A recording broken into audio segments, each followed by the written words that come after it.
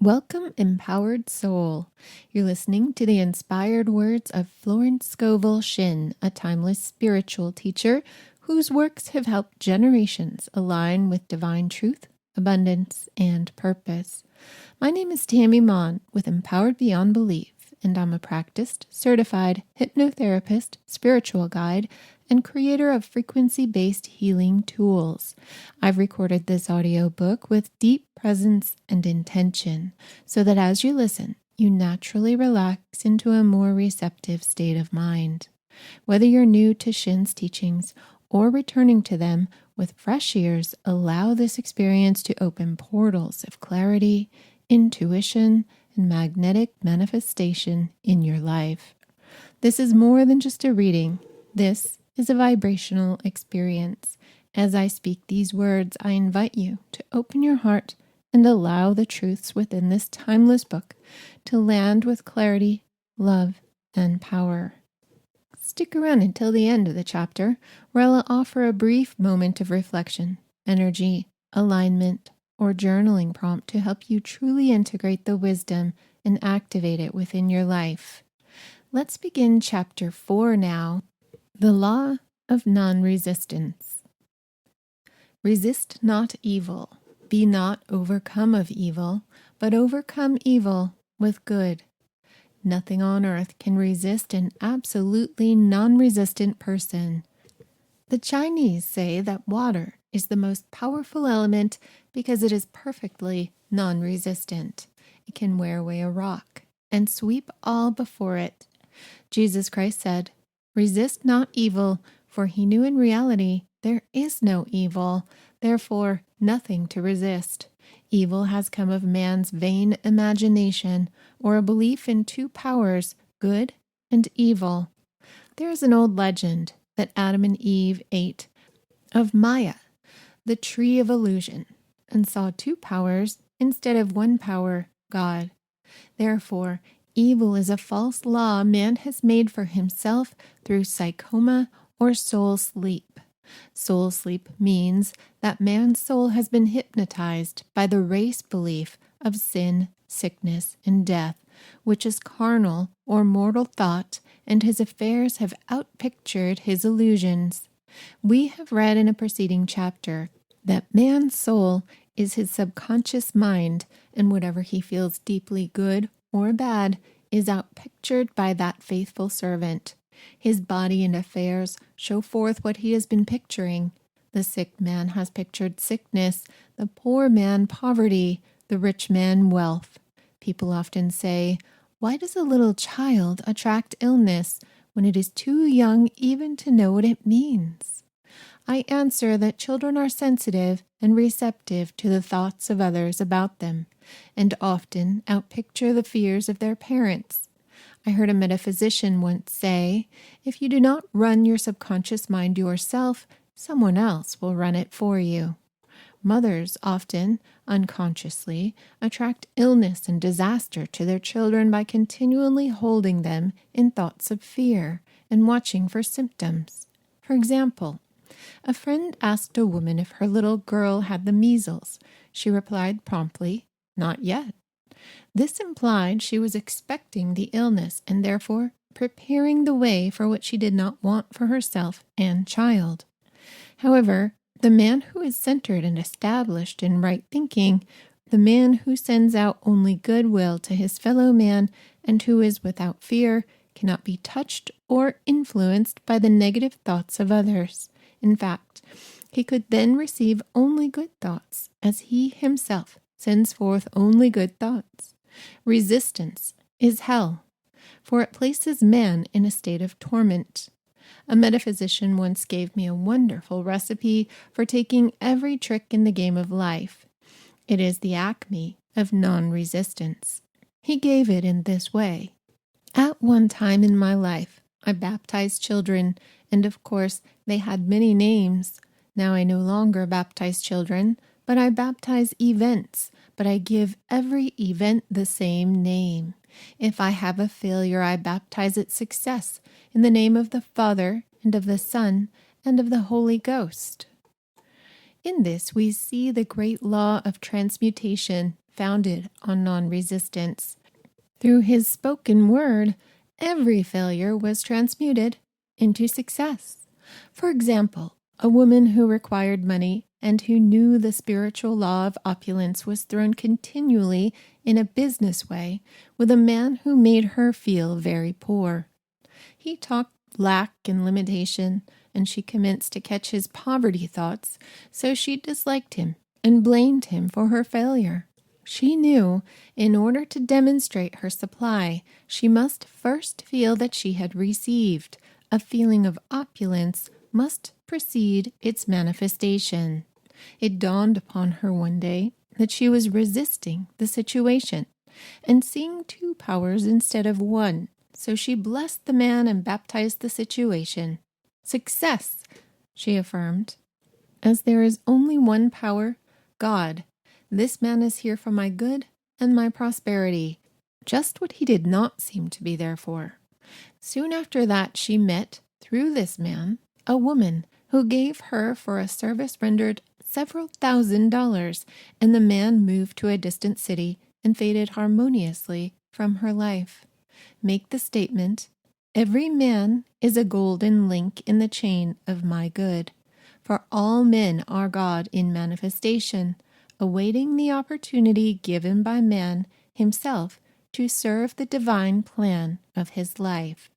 Bless your enemy, and you rob him of his ammunition. His arrows will be transmuted into blessings. This law is true of nations as well as individuals. Bless a nation, send love and goodwill to every inhabitant, and it is robbed of its power to harm. Man can only get the right idea of non-resistance through spiritual understanding. My students have often said, I don't want to be a doormat. I reply, when you use non-resistance with wisdom, no one will ever be able to walk over you. Another example, one day I was impatiently awaiting an important telephone call. I resisted every call that came in and made no outgoing calls myself, reasoning that it might interfere with the one I was awaiting. Instead of saying, divine ideas never conflict, the call will come at the right time, leaving it to infinite intelligence to arrange, I commenced to manage things myself. I made the battle mine, not God's, and remained tense and anxious. The bell did not ring for about an hour, and I glanced at the phone and found the receiver had been off that length of time, and the phone was disconnected. My anxiety, fear, and belief in interference had brought on a total eclipse of the telephone. Realizing what I had done, I commenced blessing the situation at once. I baptized it success and affirmed, I cannot lose any call that belongs to me by divine right. I am under grace and not under law. A friend rushed out to the nearest telephone to notify the company to reconnect. She entered a crowded grocery, but the proprietor left his customers and attended to the call himself. My phone was connected at once, and 2 minutes later, I received a very important call, and about an hour afterward, the one I had been awaiting. Once ships come in over a calm sea. So long as man resists a situation, he will have it with him. If he runs away from it, it will run after him. For example, I repeated this to a woman one day, and she replied, how true that is. I was unhappy at home. I disliked my mother, who was critical and domineering, so I ran away and was married. But I married my mother, for my husband was exactly like my mother, and I had the same situation to face again. Agree with thine adversary quickly. That means agree that the adverse situation is good, be undisturbed by it, and it falls away of its own weight. None of these things move me is a wonderful affirmation. The inharmonious situation comes from some inharmony within man himself. When there is, in him, no emotional response to an inharmonious situation, it fades away forever from his pathway. So we see man's work is ever with himself. People have said to me, give treatments to change my husband or my brother? I reply, no, I will give treatments to change you. When you change, your husband and your brother will change. One of my students was in the habit of lying. I told her it was a failure method, and if she lied, she would be lied to. She replied, I don't care. I can't possibly get along without lying. One day she was speaking on the phone to a man with whom she was very much in love. She turned to me and said, I don't trust him. I know he's lying to me. I replied, well, you lie to yourself, so someone has to lie to you, and you will be sure it will be just the person you want the truth from. Sometime after that I saw her, and she said, I'm cured of lying. I questioned, what cured you? She replied, I have been living with a woman who lied worse than I did. One is often cured of his faults by seeing them in others. Life is a mirror, and we find ourselves reflected in our associates. Living in the past is a failure method and a violation of spiritual law. Jesus Christ said, Behold, now is the accepted time. Now is the day of salvation. Lot's wife looked back and was turned into a pillar of salt. The robbers of time are the past and the future. Man should bless the past and forget it if it keeps him in bondage, and bless the future, knowing it has in store for him endless joys, but live fully in the now. For example, a woman came to me complaining that she had no money with which to buy Christmas gifts. She said last year was so different. I had plenty of money and gave lovely presents, and this year I have scarcely a cent.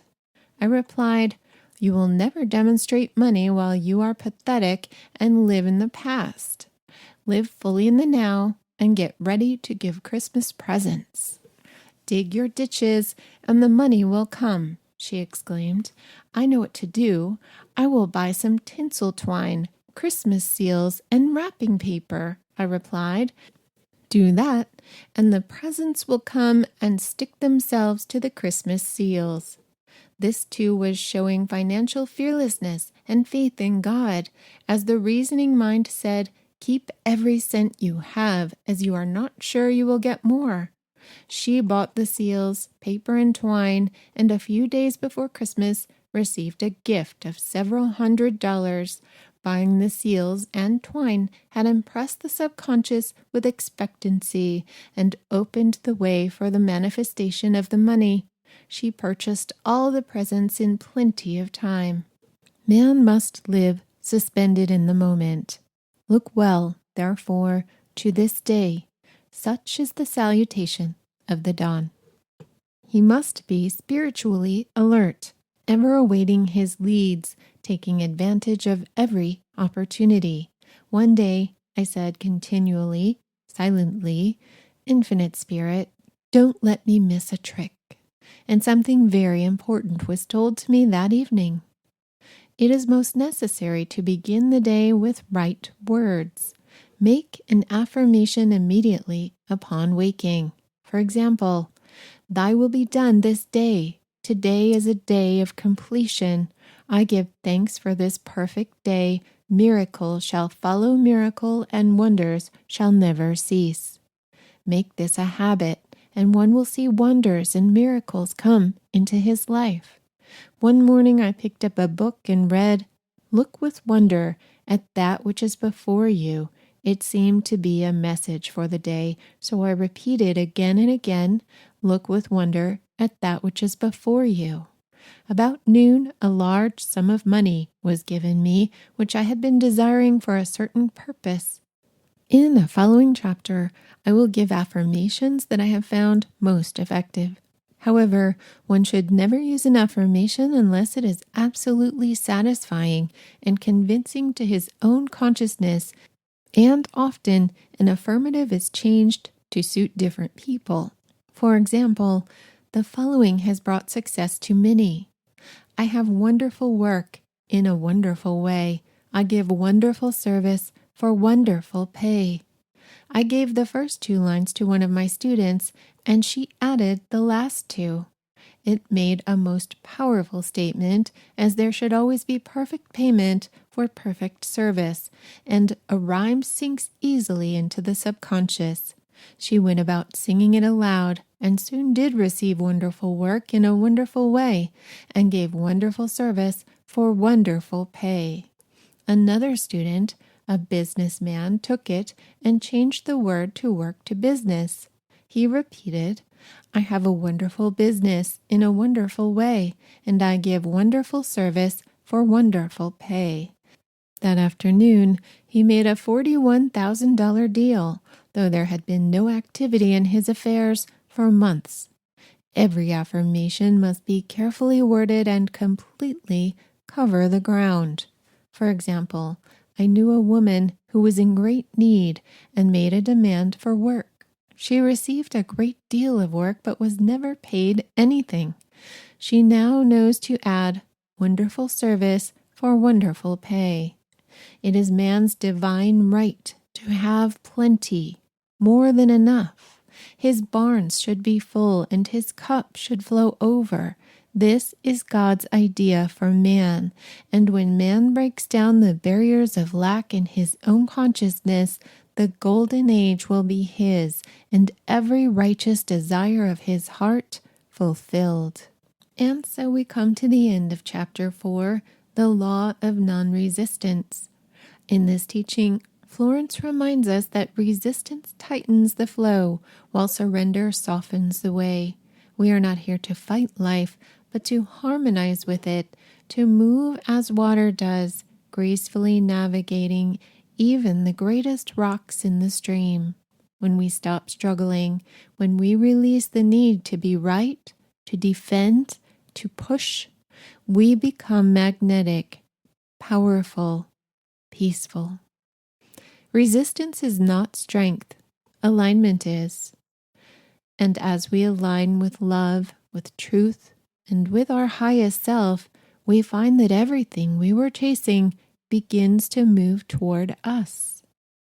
So as you carry this chapter forward in your day, remember, bless a thing and it will bless you. Curse it and it will curse you. You are now free to bless everything, let it go, to glide and to receive. Here is a moment of reflection. What would happen if I stopped resisting and started allowing? Can I let go of one thing today, one worry, one defense, one reaction, and let it float downstream? Notice where your body softens when you release the grip. That's where your peace is waiting. Energy alignment. Close your eyes now and place one hand on your solar plexus, one on your heart. Take a slow breath in and repeat inwardly, I release all that resists the flow of my highest good. I allow ease. I allow grace. I allow myself to be carried. Let this be your mantra when the mind wants to control what the soul already has in motion. And here's a journal entry prompt. Where in my life have I been pushing, forcing, or resisting? What would it look like to soften there? What am I afraid might happen if I let go? And what might actually happen instead? Write freely. Let your inner voice speak without judgment. Resistance loses its power when we witness it in love.